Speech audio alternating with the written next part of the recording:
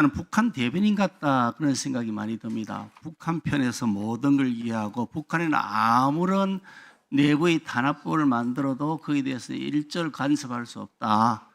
그렇게 생각을 하고 계신 것 같고, 북한 주민들의 인권 문제에 대해서는 그쪽 자체의 문제니까 우리가 그에 대해서 개입해서 안 된다, 인도적 지원만 하자라는 입장인 것 같아서 대단히 위험한 생각을 하고 있다는 말씀을 드리지 않을 수가 없습니다. 북한 질문 도중에 웃으시나요? 잠깐 발언 중단에 위원장님, 제 질문 도중에 웃으시는 거예요? 저한테 대해서 지금 비웃으시는 건가요? 각자 가지고 있는 의견은 다른 겁니다. 아니, 제가 질문하는데 이게 위원장님, 이게 맞는 겁니까? 각자 의견이 다른 거예요. 왜 저한테 비웃으세요? 내가 가지고 있는 의견을 말씀드리는데 그 의견에 대해서 내가 이루어지고 있는 뭐 결재를 받아야 돼요? 다시 질문 계속하겠습니다. 햇빛 정책을 통해서 북한에 돈을 막 퍼줬습니다. 결과적으로 그 돈을 가지고 북한은 김대중 정부, 노무현 정부, 문재인 정부 시절에도 내내 북한 핵을 고도화하고 개발해 갔습니다. 결국 결과적으로 알고 보니까 돈만 대주고 속은 것이 오늘의 현실로 드러나고 있는 겁니다. 그 점에 대해서 전혀 반성도 안 하시고 계신다.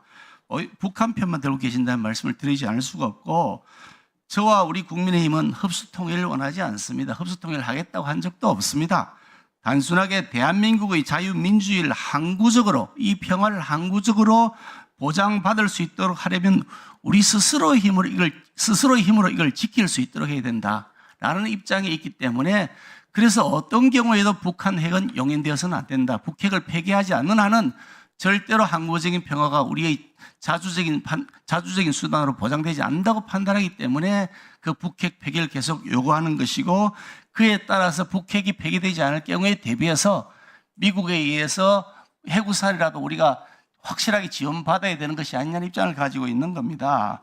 그런데 후보자께서는 완전히 엉뚱한 편향적 판단을 하고 계시면서 마치 우리 국민의힘이 흡수통일을 원하는 것처럼 그렇게 얘기하고 전제하고 말씀하신단 말이죠. 그래서 대단히 유감스럽다. 어떻게 이렇게 곡해하고 왜곡된 편향적 판단을 하시는가. 대한민국의 통일부 장관이 아니라 민주당의 통일부 장관 같다, 이런 생각이 듭니다. 물론 민주당 당적을 갖고 계신 현역 의원이시니까 민주당 편에 설 수 있다고 생각합니다만, 이렇게 편향적인 생각을 가지고 있으면서 북한의 대변인 같은 역할을 계속 하신다면 통일부 장관으로서 자격이 없다, 저는 그렇게 생각합니다. 생각이 어떠세요? 저는 북한 대변인이 아니라요, 평화를 사랑하는 평화 국민의 대변인입니다. 그리고 민주당 통일부 장관 맞습니다. 저는 현역 의원도 겸하고 있습니다. 그리고요, 개성공단을 만든 사람으로서 개성공단을 없앤 국민의힘, 그때는 한나라당이었나요? 그 정부에 대해서 대단히 유감스럽게 생각합니다. 그리고 지금 남북 평화를 위협하는 것은 저의 생각이 아니라 윤석열 정부였습니다. 개성공단 문제는 북한이 온갖 불법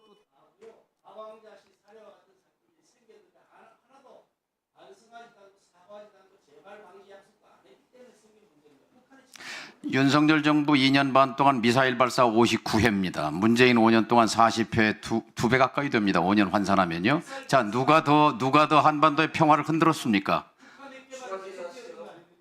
예? 자, 이명박 정부, 박근혜 정부 두 정부에서 6번의 핵실험 중에 4번을 했습니다. 핵 능력이 최고로 고도화됐습니다. 거기에 대한 책임감 느끼시지 않습니까? 자, 수고했습니다. 다음은 이재정 의원님 질의해 주시기 바랍니다. 네, 솔로몬 선택에서 진짜 엄마를 찾는 과정이 떠오르는 지점들이 있습니다. 북한 인권과 같은 이야기를 할 때요.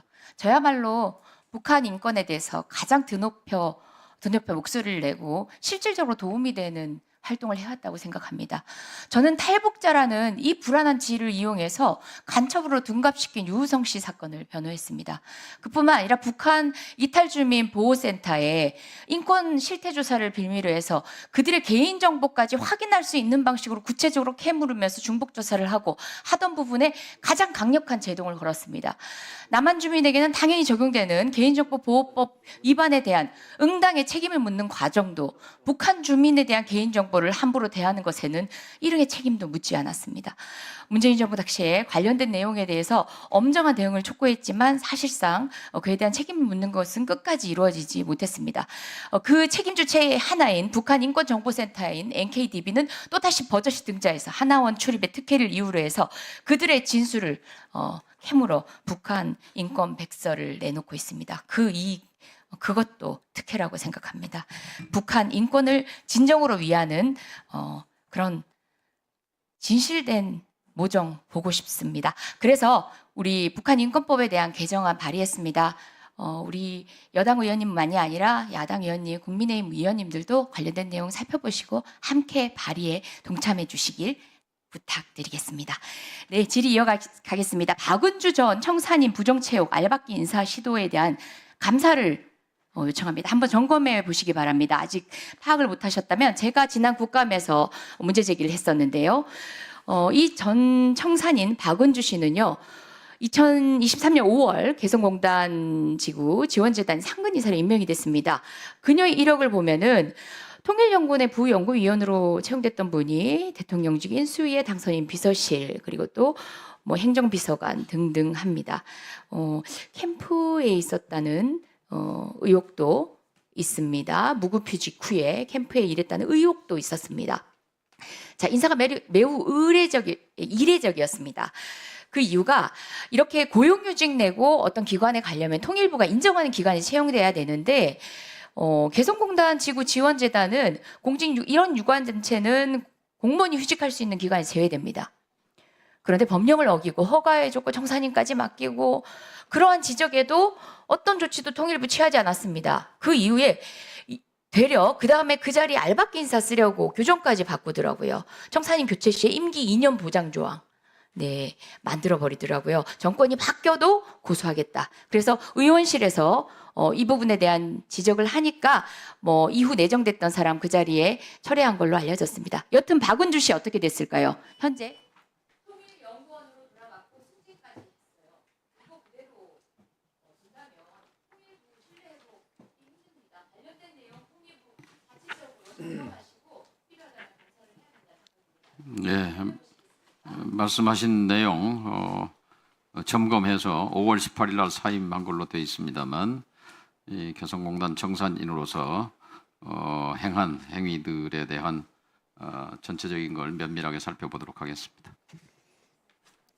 예, 다음 김준영 의원님 질의 주시기 바랍니다. 남북교류협력법의 개정 필요성에 대해서 저를 포함해서 많은 의원들이 말씀을 하셨는데요. 그것도 개정돼야 되겠지만 저는 여전히 운영하는 가운데 이것도 얼마든지 왜곡될 수 있다고 생각합니다. 장관 후보자께서 신고제의 취지를 되살려서 허용하겠다는 반갑고 박수를 보냅니다. 그런데 따져볼 문제가 운영의 문제입니다. 혹시 접촉 수리 기간이라는 단어를 아십니까? 예, 알고 있습니다. 예, 뭐죠? 일정한 기간 동안 아마 그러니까 이게 대표적으로 허가제처럼 사용된 겁니다. 그러니까 신고를 한 유예 기간을 어떤 사람한테는 3개월을 주고 어떤 사람은 1개월을 주고 이거는 완벽한 어떤 의미에서 법의 원래 취지의 왜곡이라고 할 수 있습니다. 그리고 원래 중국 국적의 도움을 받아서 중개인을 접촉할 수밖에 없는 상황에서도 중개인 접촉조차도 신고하게 했습니다. 저는 지금 많이 달라져서 27건 중에 17건이 수리됐다 이 자체도 문제라고 생각합니다. 말씀하신 것처럼 저는 완전히 개방하고 그 다음에 범법 사실이 차후에 발견되면 그것을 규제하는 것이 맞지, 장관의 재량사항이 너무 많고 내부의 재량사항이 여전히 작동하면 장관 후보자 다음에 다른 분이 와가지고는 역시 이게 왜곡될 수 있다. 그런 부분에서 완벽하게 개방할 정도의 지침 또는 규정을 내부 규정을 개정할 생각은 없으신가요? 예, 말씀하신 거 접촉 수리 기간 이걸 자의적으로 1개월, 3개월씩 적용하고 잘못된 거라고